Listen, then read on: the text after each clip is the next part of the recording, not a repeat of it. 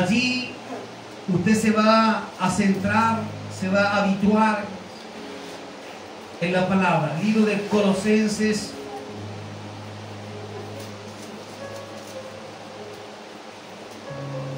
capítulo 1.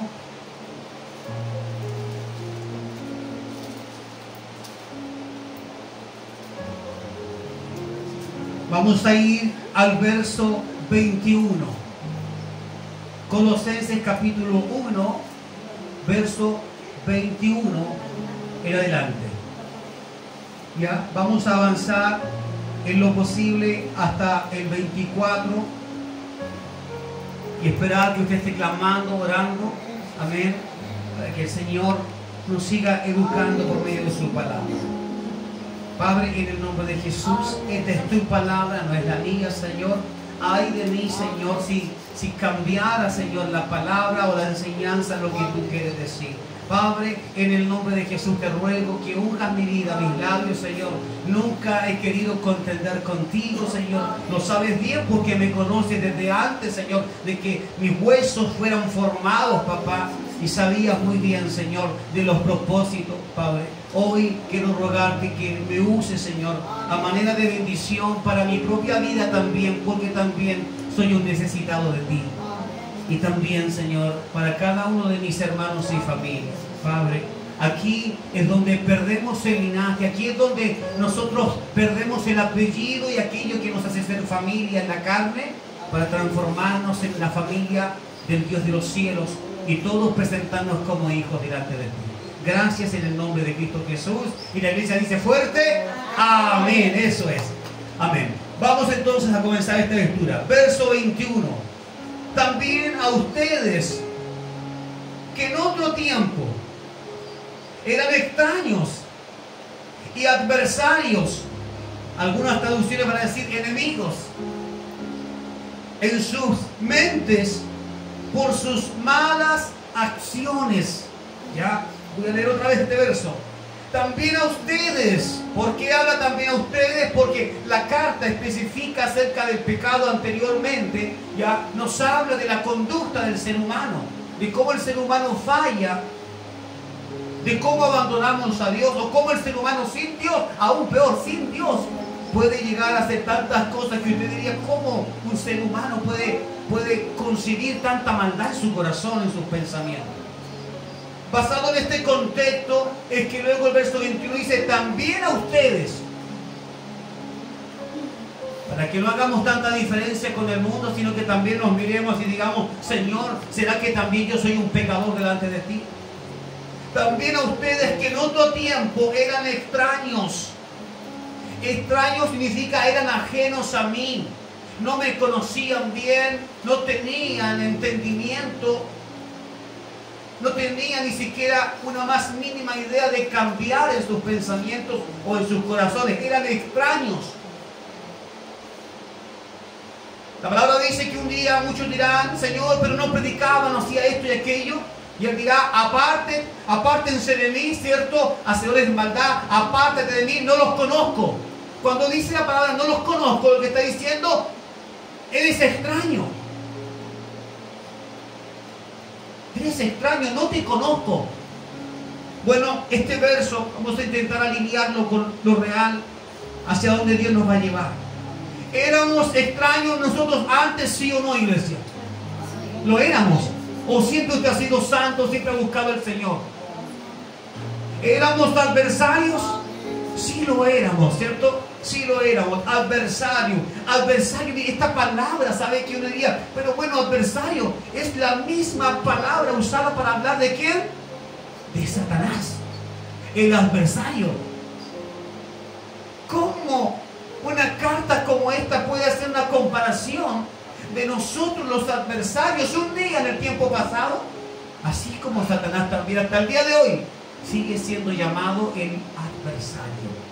La diferencia es que hoy en día usted puede decir, yo ya no soy eso, yo ya no soy adversario de Dios. Pero dice que el problema de ellos es que eran adversarios en sus mentes, en sus pensamientos. ¿Será que alguien puede constituirse en enemigo de Dios en adversario de Dios por sus pensamientos solamente? Según esta palabra, sí. Por lo tanto, no solo el que hace el pecado en acción con sus manos, sino aquel que lo piensa, aquel que todo el día anda dando vueltas en su cabeza o en su corazón, también se ha convertido en adversario de Dios. Y no porque yo lo diga, sino esta palabra nos enseña eso. Adversario, dice, en sus mentes, por sus malas acciones. Es decir, un día lo malo que yo pensaba llegó a transformarse en ¿qué cosa? En una acción. Y sé que todos pasamos por esto. Ninguno aquí puede decir yo estoy exento de esta predicación. Ahora sí, dice, les ha dado paz. O se les ha dado paz. Según las vidas que usted tenga, su traducción. Enemigos de Dios, enemigos de Cristo. Yo siempre he dicho esto. Si nosotros hubiésemos estado en el tiempo de Cristo, probablemente hasta nosotros nos hubiésemos burlado de Él. Probablemente hasta nosotros hubiésemos sido tal vez tan religiosos. Si hubiésemos estado en el mundo como cualquier persona que vivía allí en Jerusalén y en los alrededores, muchos que tenían diferentes dioses, no todos miraban a Dios como el único Dios, nos hubiésemos burlado de ese Cristo que no conocemos por no ser judíos. Y tal vez hubiésemos estado viendo el espectáculo de Cristo en la cruz, sangrando, pero como si fuera un espectáculo, simplemente un show. Y si hubiésemos sido judíos y aún religiosos de la época, quizás usted y yo hubiésemos estado diciendo, crucifíquenlo, crucifíquenlo. Porque ¿qué es lo que lleva o llevó al hombre de aquel tiempo a decir crucifíquenlo? El pecado que habitaba en ellos. Porque los constituía como enemigos. Enemigos realmente de Dios. Ahora, si usted y yo entendemos esta palabra muy bien como Él quiere que la entendamos, le aseguro que usted también y yo hubiésemos fallado. Cuando la palabra dice todos fallaron, todos a una me dejaron, siempre pensamos que se refiere únicamente a los discípulos, a sus amados discípulos, estudiantes, pero no, también se refiere a nosotros. Porque todos en algún momento hemos dejado que Dios y aún el Cristo vea nuestra espalda. ¿Qué significa eso? Que le abandonemos y Él vea que lo estamos dejando. ¿Dónde pasa esto primero? ¿En la acción o en la mente? Según esto que hemos leído, verso 21, primero sucede en la mente. Es en la mente donde comenzamos allí a manipular, a masticar cosas, ideas. Es en la mente donde empezamos a alejarnos de Dios. Es en la mente donde dejamos de creer que Dios es grande, que es poderoso. Es en la mente donde nosotros dejamos de creer que Él dijo y Él cumplirá. Pero eso, cuando está mucho tiempo en la mente dando vuelta, es llevado ¿a qué cosa? A la acción. Y ahí es cuando se ve que yo ya no quiero caminar con Dios. Ahí se ve que ya mi vida espiritual ha menguado. Ahí se ve que ya no paso por la palabra. Ahí se ve que tengo choques. Y que el Espíritu Santo quiere revelarme, pero no puede pasar porque he levantado muros. He levantado barreras porque ahora yo soy el dueño de la verdad y ya no es Cristo. Aún así dice que Él nos apartó, ¿cierto? Y nos ha dado, ¿qué cosa? Paz. Porque sin paz, usted y yo no podríamos dormir por la noche. ¿Puede alguien que ha pecado en su mente y luego en acción dormir en paz? Necesita a Cristo para eso. De lo contrario, vas a dar vueltas y vueltas en la cama pensando, ¿será mi cuerpo? ¿Será que me voy a enfermar? ¿Será que tengo el sueño cambiado? verso 22. Mediante el cuerpo de su carne y por medio de su muerte. ¿De quién hablamos? De Cristo. ¿Para qué? Para presentarnos santos, sin mancha e irreprensibles delante de Él, iglesia. Hay un deseo fijo, poderoso en el corazón de Cristo, que hasta el día de hoy, como en el pasado en la cruz, estuvo presente. Y es el deseo de que nosotros no lleguemos delante del Padre lleno de pecado, diciendo, bueno, Señor, tú sabes que soy pecador. Sino que lleguemos, dice, según esta palabra, sin mancha, santos e irreprensibles delante de Él. Por supuesto que nuestra mente será la primera en oponerse, en decir, no, eso no va a pasar. ¿Cómo es que un hijo puede venir de un matrimonio y ser irreprensible? Y usted mira a otro hijo y no sucede igual. ¿Qué sucede allí? ¿Qué pasa? ¿Cuál es la diferencia? Es que uno se apegó a la buena enseñanza y el otro se apegó a la mala enseñanza. Por eso tenemos dos finales distintos, en su vida y en la mía. ¿Por qué salimos medio chuecos, medio torcidos? Porque no nos apegamos siempre a la buena enseñanza. ¿Por qué nuestros padres fallaron? Porque tampoco a ellos los educaron realmente con ese amor y con esa rectitud que tiene la palabra. Y es una cadena. Bueno, si Jesús hizo ese sacrificio para presentarnos delante del Padre santos, ¿qué es lo que es santo? Apartados. ¿De qué? Del pecado, del mundo. ¿Y de qué pecado? ¿Del pecado de la acción? Según esta palabra, verso 21, del pecado primeramente del... Exacto. Porque la acción es lo segundo, es el segundo peldaño.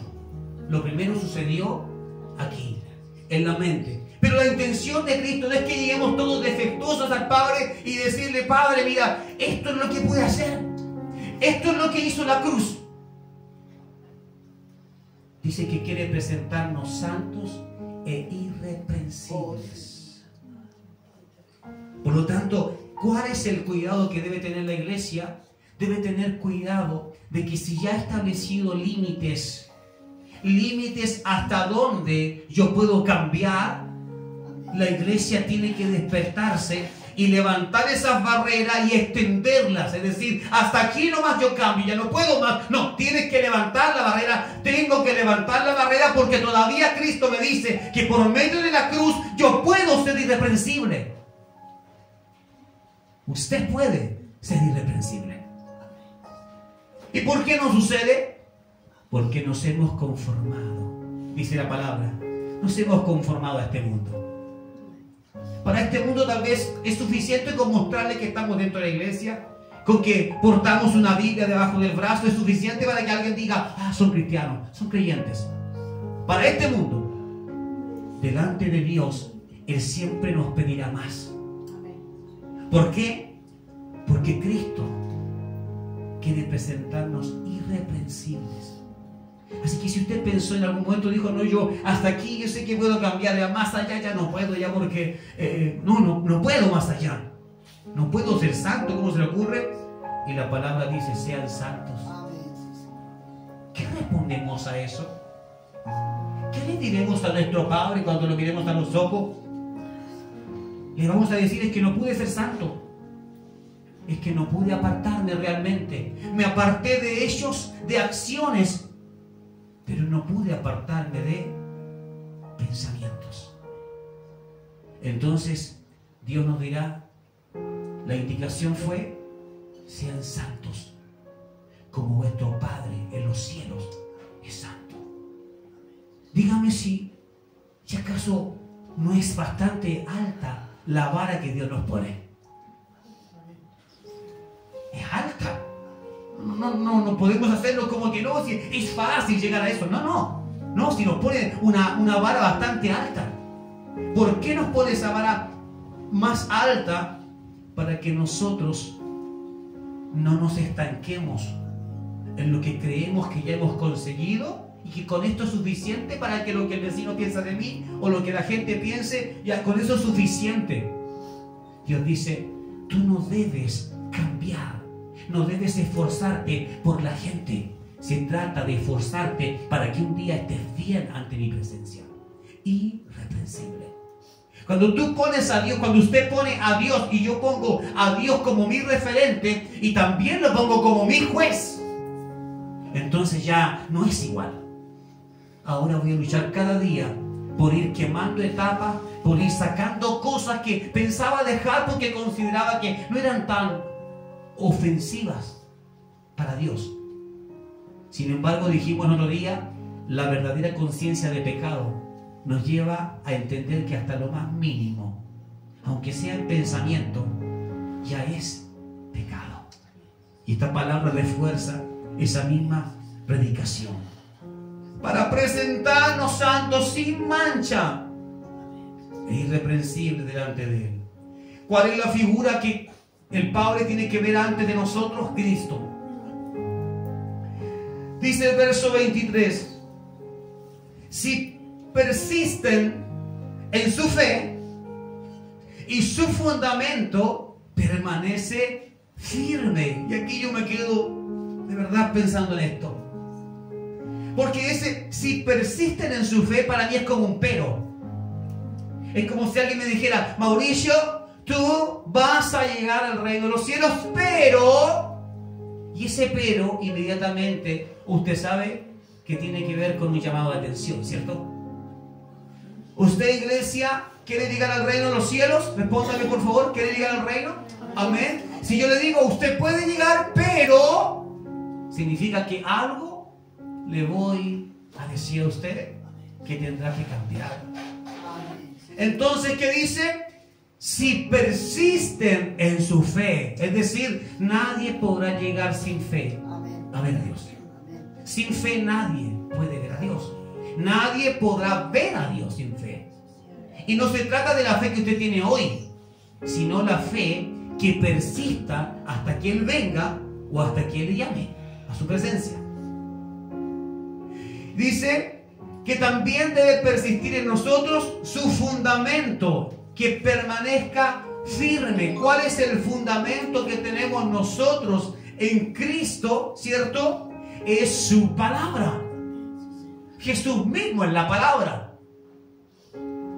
Si el fundamento de la enseñanza, de la sana doctrina, permanece en nosotros, todo lo que edifiquemos sobre esa palabra, sobre esa base, sobre ese fundamento, será bueno y podrá ser sacudido y no caerá. Pero si nosotros hemos cambiado parte del fundamento, si hemos alterado la mezcla,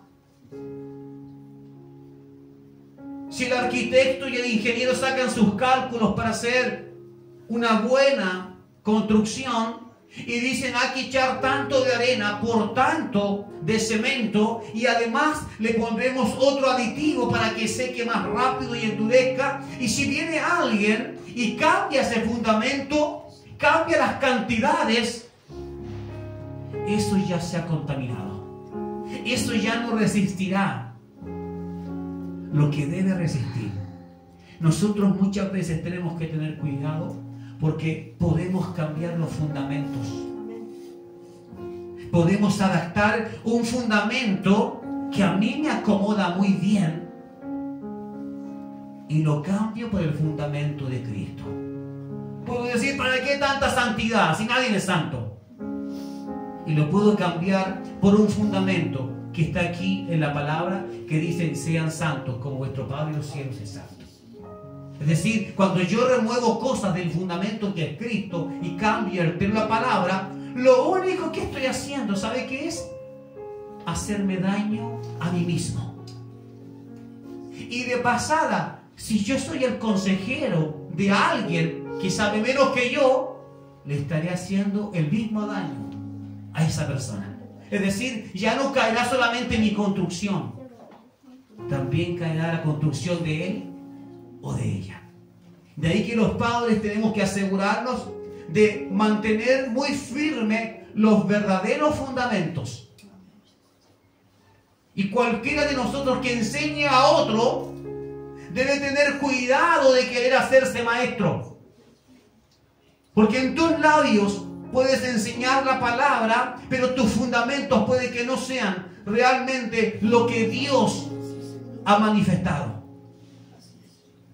Y es sabido que por toda la historia de la humanidad, de que el hombre, el ser humano, es capaz de mover los fundamentos de Dios a su conveniencia. La pregunta que debe hacerse usted y yo es: el que está estableciendo fundamentos en mi vida, si no es Cristo, ¿quién es? El que me está enseñando, ¿tiene la moral? ¿Veo eso allí? ¿Veo lo que me estás enseñando? ¿Me predicas de santidad? ¿Veo santidad? ¿Me predicas de que ser fieles al Señor? ¿Veo que tú eres fiel al Señor? ¿Me predicas de entrega, de esfuerzo, de sacrificio? ¿Veo tu sacrificio? Esa es la pregunta que tenemos que hacernos todos los que estamos siendo enseñados por alguien. Porque de lo contrario, solamente es una cortina de humo. Es alguien, sea mujer o hombre, que solo habla, pero que sus acciones demuestran otra cosa.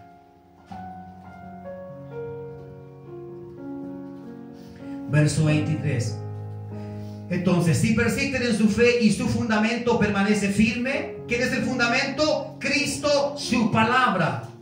Sin moverse de la esperanza del evangelio que han escuchado. La esperanza del evangelio es que un día todos estaremos con el Señor. Amén. El que se mueve de esa esperanza y comienza a cambiar ahora y dice: no, es que no sé realmente si realmente voy a estar con el Señor. No sé si realmente existirá Dios. ¿Existirá ese paraíso?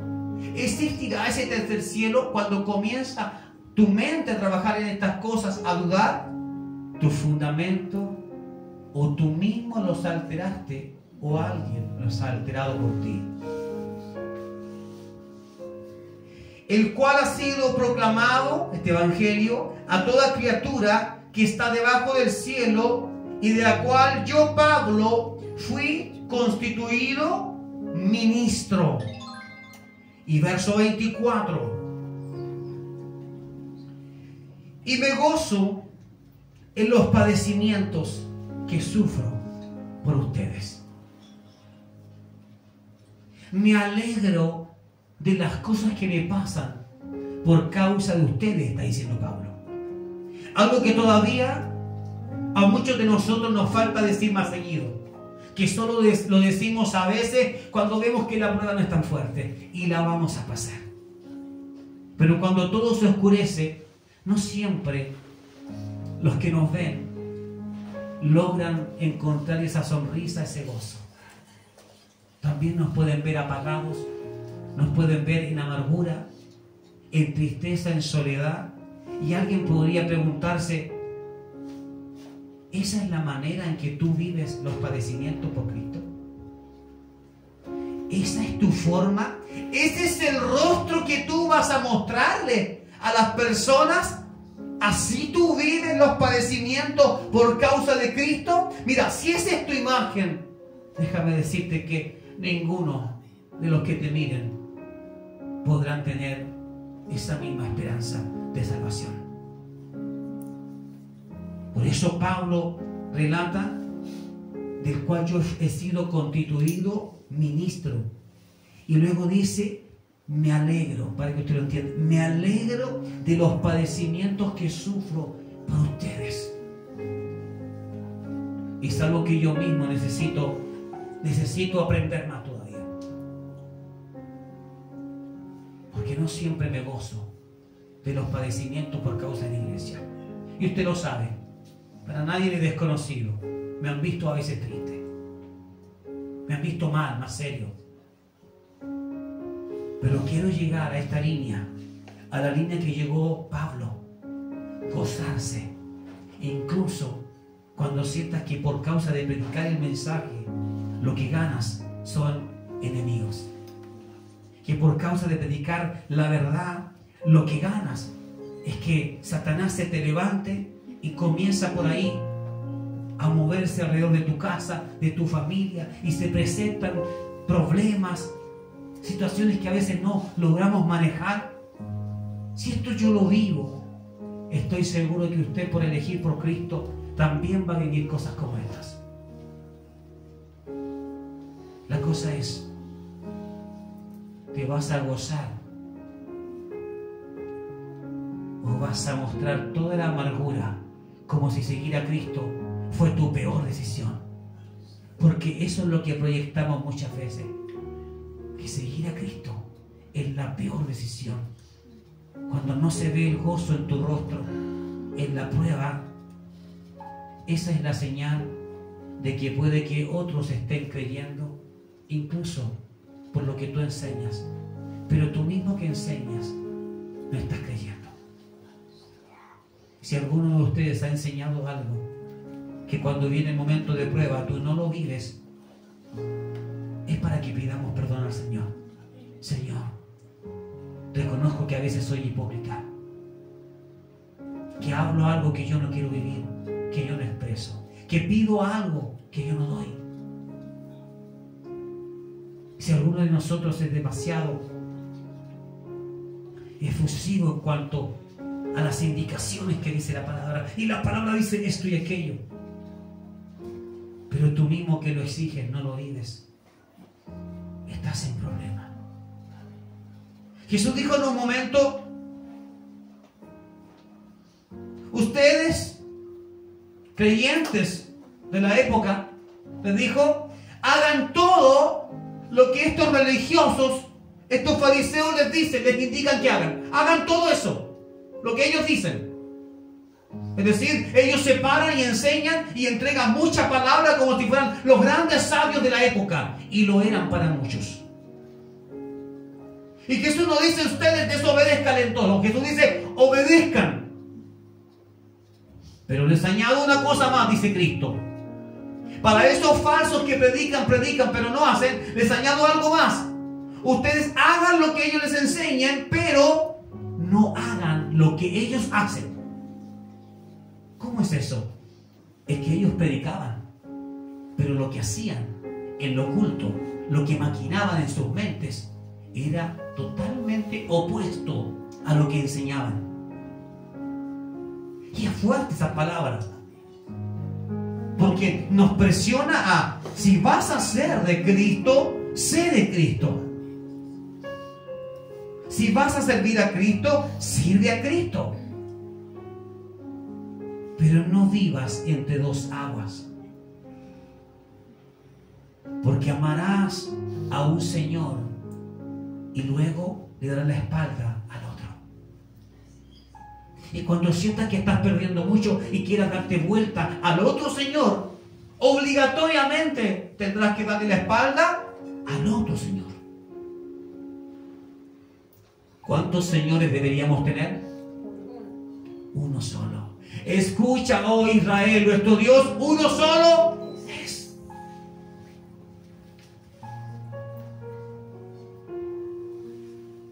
Me gozo en los padecimientos que sufro por ustedes, completando en mi carne lo que le falta de las aflicciones de Cristo. Y esto es interesante.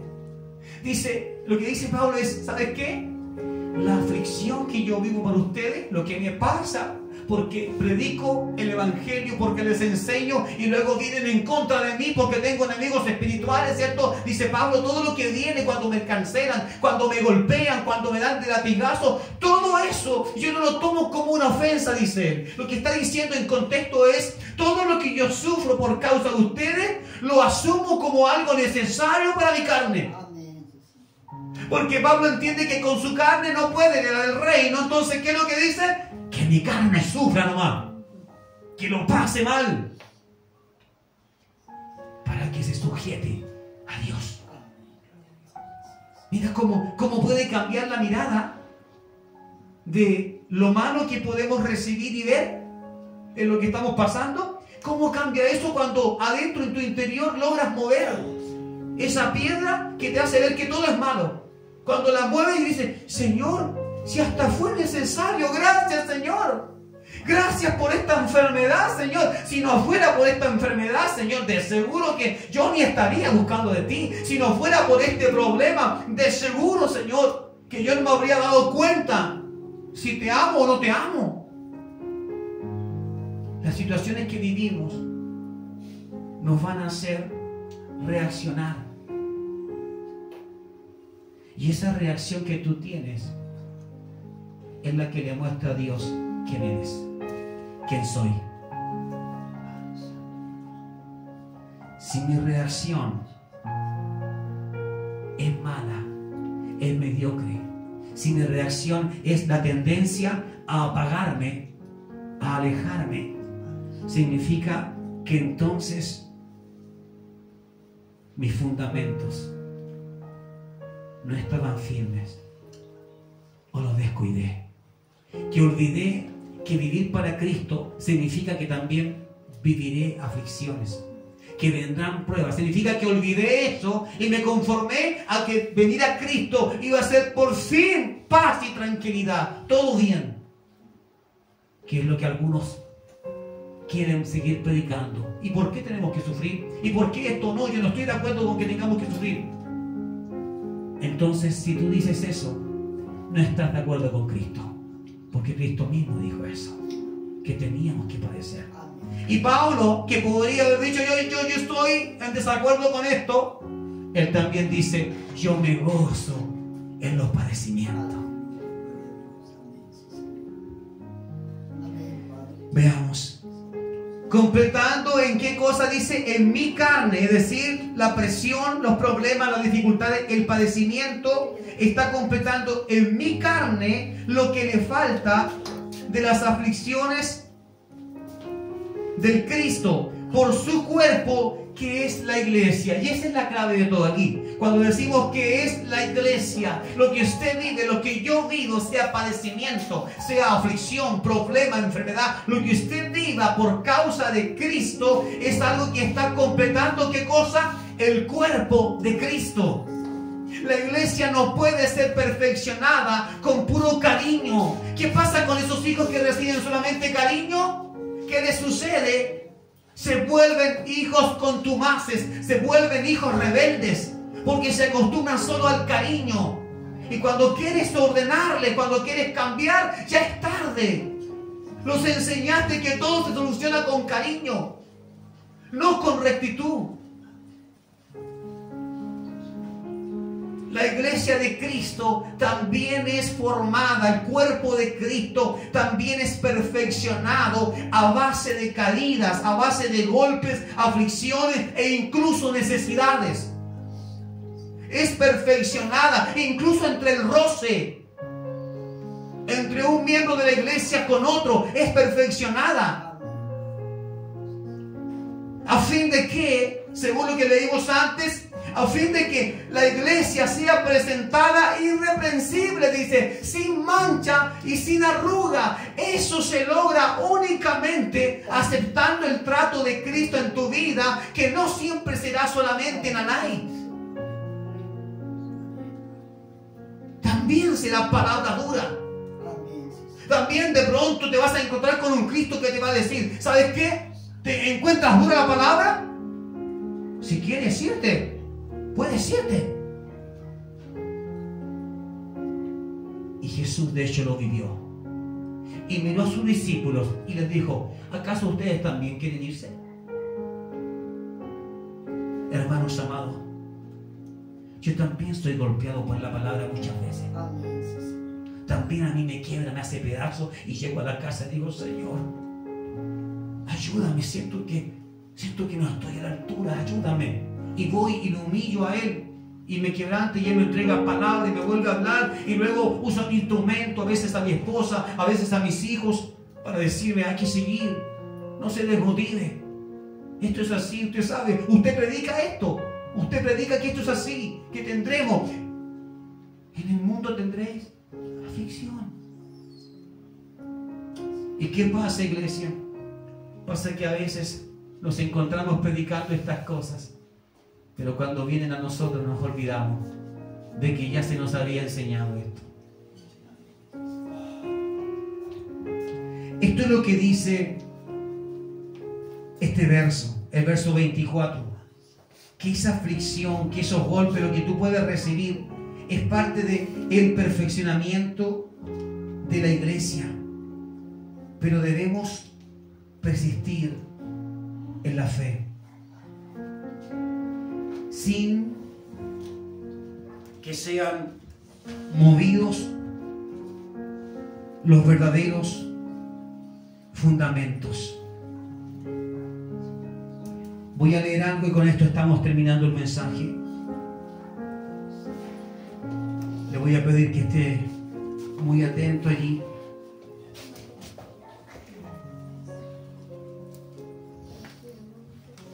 Esto es un hecho real. Sucedió en China. Para quienes estamos aquí y los que nos escuchan, China es un país comunista. Está en contra de los cristianos. Allá no existe la libertad que algunos dicen que existe, es mentira. Allá se mata a los cristianos. Allá se les encarcela y se les lleva a campos para que ellos puedan trabajar en trabajos forzados, sin ningún pago, hasta que cumplan su condena de 3, 6, 10 años y son liberados, solamente por haber creído en Cristo. Y esto es lo que dijo el pastor Lee de Xi'an. Ese es su nombre. El título de esta enseñanza que él nos entrega dice: predicaré hasta que muera.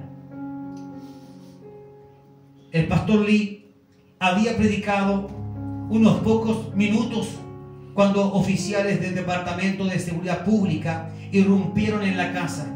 Arrastraron al pastor Lee afuera y lo golpearon, al igual que a otros de esa congregación china. En la estación de policía, el evangelista fue golpeado de nuevo hasta que vomitó sangre. Los oficiales lo golpearon en el rostro con su propia Biblia, dejándolo sangrando y casi inconsciente en el piso de concreto de la celda. 7 horas más tarde lo pusieron en libertad y él continuó su ministerio. La siguiente vez que predicó un mensaje en esa iglesia, 7 oficiales del Departamento de Seguridad Pública entraron vociferando acusaciones contra el evangelista. Se retiraron al darse cuenta de que habían visitantes occidentales con él, es decir, que habían extranjeros, y se iban a dar cuenta de la imagen que iba a quedar, que podían ser descubiertos, pero regresaron 15 minutos más tarde con refuerzos. Lee fue golpeado con varillas y pateado mientras sostenía su Biblia como un escudo para proteger sus costillas. ¿Por qué tienen que pegarle?, gritó uno de los extranjeros. ¿Dónde está esa libertad religiosa que dicen tener en China? El Departamento de Seguridad Pública llevó a los extranjeros a la estación de policía local, al igual que a la mujer dueña de casa donde se llevó a cabo la reunión. Su hijo fue quien dio aviso al Departamento de Seguridad Pública acerca de la reunión. En la misma iglesia hay traidores. En la misma iglesia hay personas que no quieren escuchar realmente el fundamento completo de Cristo. O puede pasar en tu misma casa. Es verdad, estamos en un país en donde nadie puede ir y meterte preso todavía, aunque vaya tu hijo a decir que en la casa hacen reuniones cristianas. Pero te aseguro que así como en tu casa un hijo se podría levantar diciendo muchas cosas en contra de su padre o de su madre porque son cristianos, también pasa en las iglesias, que se levantan personas y se levantan para vociferar cosas en contra de la iglesia.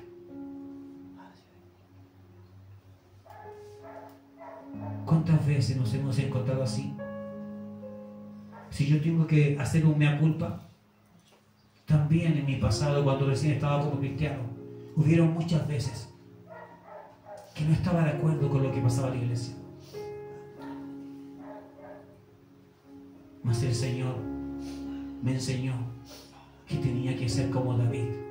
Y yo no sabía quién era David, porque llevaba poco tiempo en la iglesia. Hasta que me ministraron por una predicación donde David dijo: dile a Dios que no tocaré al ungido de Dios. ¿Y sabes a quién se refería? A Saúl. Un hombre que lo único que quería era su muerte. Si David tuvo esa capacidad, aun cuando había un pueblo entero que le decía: nosotros estamos contigo, si quieres levantarte en contra de él, nosotros te apoyamos. Sin embargo, le prepararon incluso toda una estrategia. Saúl estuvo allí, en la misma cueva donde David estaba escondido, y pudo matarlo. Pero no quiso hacerlo, porque entendió que ese hombre, Dios lo había puesto allí.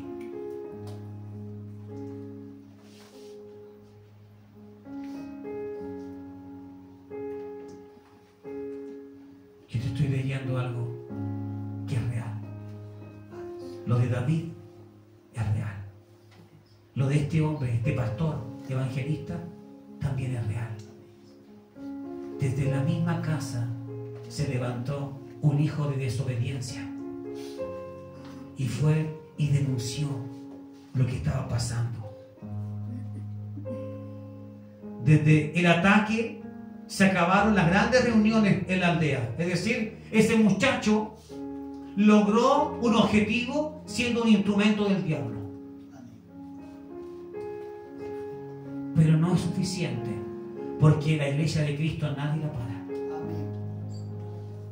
Pero la iglesia no se ha detenido, dice, a pesar de que ya no pueden reunirse todos en ese lugar, no se ha detenido. Ahora se congregan en más de 40 reuniones más pequeñas, y nuevas personas encuentran a Cristo cada semana. Es decir, sirvió que hayas acusado, que ese joven haya acusado, sirvió. Se separaron ahora y dijeron: en vez de estar todos en la iglesia, vamos a tener que separarnos. Y en cada lugar a donde ellos fueron a separarse para seguir juntándose, encontraron nuevos creyentes. Dime si Dios no es perfecto en lo que hace. Amén. Y ahora, como reflexión, iglesia, cuando la oposición trata de mantener a la iglesia a su alcance, esta sencillamente se divide en unidades cada vez más pequeñas, igual que las gotas de mercurio. No sé si usted ha visto ese experimento de gotas de mercurio. Se separa, sin embargo, no deja de ser mercurio. No se extingue, no se evapora.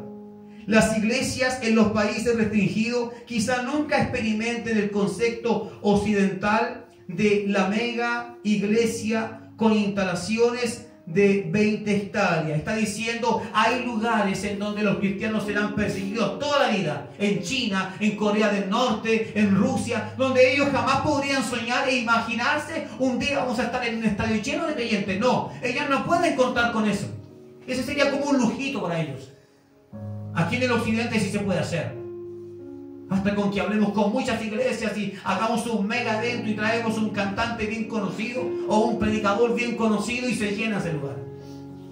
Dice que estas iglesias jamás podrían contar con eso.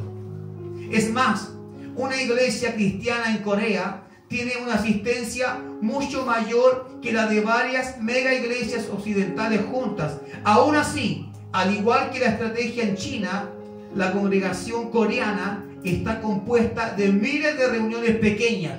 Es decir, es una tremenda mega iglesia, solo que está separada. porque no pueden juntarse. Si se llegaran a juntar un día, serían una mega iglesia.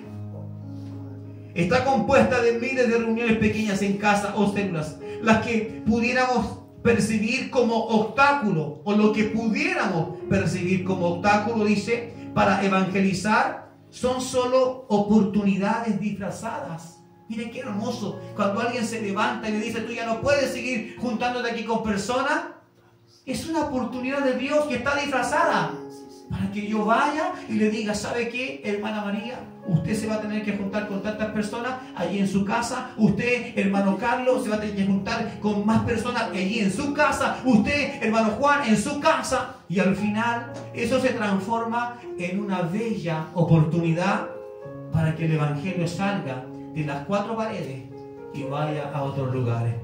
¿Estamos entendiendo hacia dónde Dios nos lleva? Ahora, cuando se enfrenta a la oposición, y esto es una pregunta para usted y para mí, ¿se da por vencido fácilmente?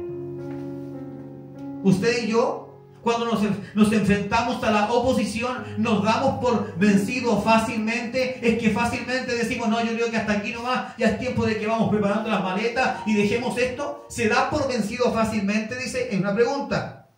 ¿O persevera y encuentra otra manera para que el mensaje del evangelio se propague? Ocupas lo que está pasando negativamente para decir que bueno, tengo una justificación para dejar la iglesia, para dejar a Dios, para dejar lo que tengo que hacer, para dejar el propósito de Dios en mi vida. Que bueno, por fin tengo una justificación.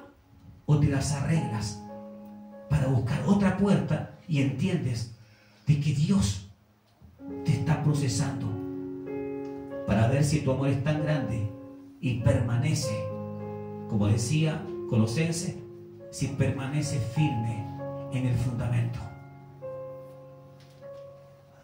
Creo que estas 2 preguntas tendrán que seguir dando vuelta en nuestras cabezas y aún en el corazón. ¿Te das por vencido fácilmente? ¿O perseveras buscando otra manera de que el evangelio se propague? Iglesia del Señor,